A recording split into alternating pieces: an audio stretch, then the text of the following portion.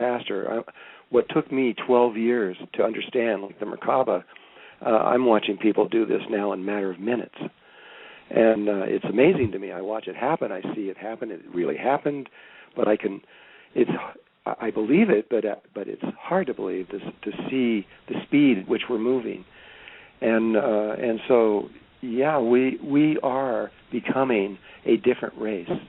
We are becoming more than human. And it's not going to be long before this is going to be real obvious to the world that this is not normal. This is nothing that we've ever seen before in history. And it's just beginning, because we can see what the potential is, and we are demonstrating the potential of a lot of these things. We're able to take things and manifest them out of nothing. You can't do that through the Secret, the DVD, The Secret, of how to manifest from the brain. The brain is polarized, like you were talking about before, and anything that it creates is going to be polarized. You're going to get just exactly the opposite also, as well as what you're trying to create. But if you do it through the heart, which is unity consciousness, you get exactly what you want. But it isn't based on logic, which is what the brain is based on. It's based on the female principles, which are the feelings of emotion. These are the things that bring these things into reality, and it brings it not from logic, but from what you were calling 0 point or vacuum technology. It brings it straight out of nothing. All that's required to create is spirit and nothing, and that's when you're in the tiny space of your heart. And so from there, you can make anything happen, anything at all. And it can happen in a good way, because the heart has a wisdom that is as old as the universe and perhaps older. And it knows how to bring things into existence without doing any harm to anyone in existence. Unlike the brain, which has hardly any wisdom at all and mistakes. And so we are beginning to remember this. Whether your listeners know it or not, they are all masters. They have been alive since this creation, since it was first created. They were alive before that, and they've been alive all the way through it, and they're going to be all the way through to the end of it and beyond. We've always been here. We just happen to be on a planet that made a mistake during the time of Atlantis about 13,000 years ago, which kind of caused like a bump on our head, so that we sort of went unconscious for a little bit. But that's ending, and very soon people are going to start waking up and remembering who they really are, and not just fantasy world, but really understand principles of life that we have long forgotten. And these people, with great beauty and grace, are going to transform this world. And I'm watching them. I'm watching them all over the world, beginning to wake up, remember who they really are, and what this is really all about. It is not what we think. We look out there into the world and we think that there's real things like real trees and real mountains and all of this stuff we think is solid, but it's not. It doesn't. This is hard to understand at the moment, but it doesn't actually exist. The Hindus said this a long time ago. They called it Maya, or illusion. It doesn't actually. There's nothing there, not even your body. It is pure consciousness. In the 60s, they called it just light, but that's not true. That's part of the electromagnetic spectrum. It is just pure consciousness. We created it from nothing, and we can change anything in it from consciousness. And we have that birthright. It's okay to do that. We can have anything we want as long as we take it from our heart and not from our brain. And if we do that, it's all right. And it isn't the fact of getting these things in this way that are really important. What's important is remembering the process of creation, because we need to know that. We need to know exactly how everything came into being in order to move into higher levels of consciousness.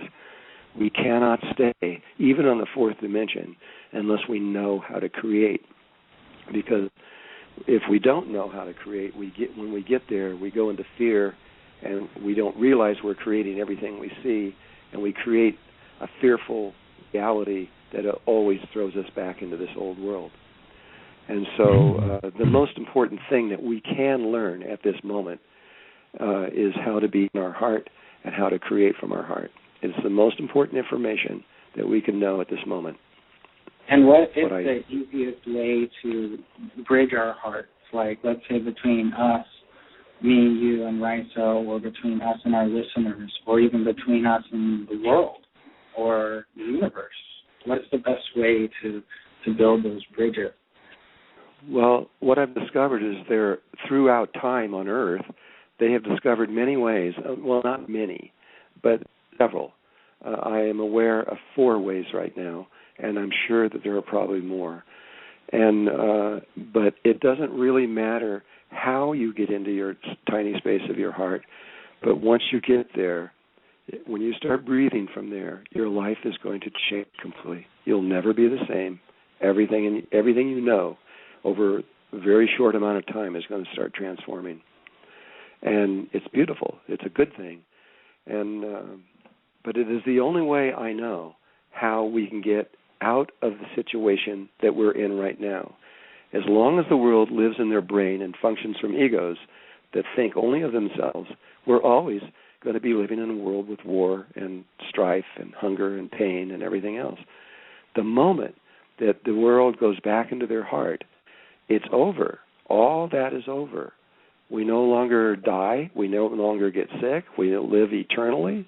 We have everything we need, and it's just the beginning of understanding what higher consciousness truly means. There is way more possibilities than we have ever imagined of what is possible when we enter into higher consciousness, and we will do it. I'm certain of it at this point. And we're all going to find out exactly what I'm talking about. And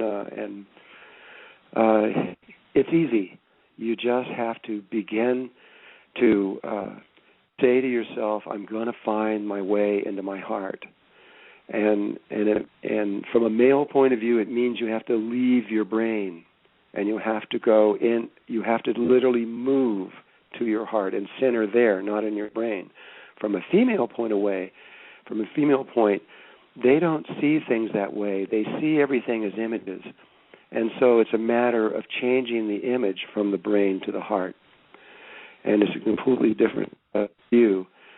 But whatever way you find, if you just keep focusing on moving toward being in your heart and living there, all your problems will go away. All of them. Every single thing. Any needs you have, everything can be solved. It's simple, but that is, again, not the real reason why you're going there. You're going there so that you can move up into higher consciousness where life, you transform everything at that point. And not just everything we know it becomes transformed. And so, and we all know this. It's just that we've forgotten, and we will remember. We are in that moment right now. We actually are in that window that the Mayans talk about called the end of time. We're in it from now until basically it ends in the very last days of December of 2015. And sometime in this window, an amazing transformation is going to take place on Earth. And every person that is alive should be very grateful for being alive right now, no matter what their conditions are. Even if they're starving and don't have any food, there are a lot of life forms who would give anything to be here right now. We're about to go through something that no one has ever experienced before. There aren't very many new things in the universe, but what's about to happen has never occurred. And that's the reason I'm here. And I know that we're approaching 7 billion people on Earth right now. That's not coincident. Almost all of those people that are coming in are ETs coming from other levels that also want to experience this. And that's the reason why we've got so many people here. These are not human beings coming back from reincarnation. this is way bigger thing than just the earth. And so, if you just stay in gratitude, stay in love, and really trust yourself and believe in yourself and believe and know in your connection to the source of life, because we are all directly connected to the source of life, then we can just sit back and relax and watch this extraordinary thing that is unfolding right before our eyes. It's just a fantastic time to be alive. So, thank you so much. No, definitely good. I also want to mention that we have about 6 minutes left. Would you be able to stay with us a little longer? Yeah. Okay. Okay. So maybe about 10 or 15 minutes or so. I wanted to get into what we were just talking about. So when we have this connection to our hearts, and when everybody is working from their heart center, and when that's all over the world, that level exists, how do we take this connection and apply it to the present, to the now, and how can people live in the now and stay out of getting out of living in the past or the future? Well, as long as we are in polarity consciousness, which almost everyone is, we're moving from the past to the now, to the future, and back and forth all the time, and it is almost impossible not to think about what's going to happen tomorrow or what happened yesterday. But there is a place, like I said, inside of our heart where when you are in that moment, you are literally in that timeless point with no polarity whatsoever. That is the only way I know how to stay in without polarity. Nothing wrong with polarity. It's just that it is, and everything is perfect in the way it's unfolding. There's nothing wrong with it. But it's to actually experience the eternal now and to never leave.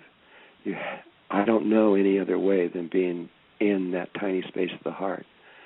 And but what you can do, you can be in both at once. And it's taken me many years. I don't know how many years, a long time, to figure out how to do that. What I found is that if you find your way into the heart, into the tiny space, and what usually happens in the beginning is you go back and forth. You go from the heart back to the brain. You start doing all that time stuff and everything, and then you go back into the eternal place inside your heart, and you stay there. And the longer you stay there, this vibration begins to develop within your spirit. And eventually what happens is this most amazing thing, and it's kind of hard to explain. There are 5 energy channels that run up the body, and they run in a spiral. And so wherever you see one chakra on the body, there's actually 5 that swirl around that. And so there are 5 channels. There's one energy that moves up this spine, but there's really 5 ways it can be experienced. The first one is the sexual orgasm, and most people are familiar with that, and that is one way of experiencing that tiny space of the heart. That's exactly what happens to you when you're during and in the moment of that orgasm. Another channel with the same energy coming of it is called Kundalini.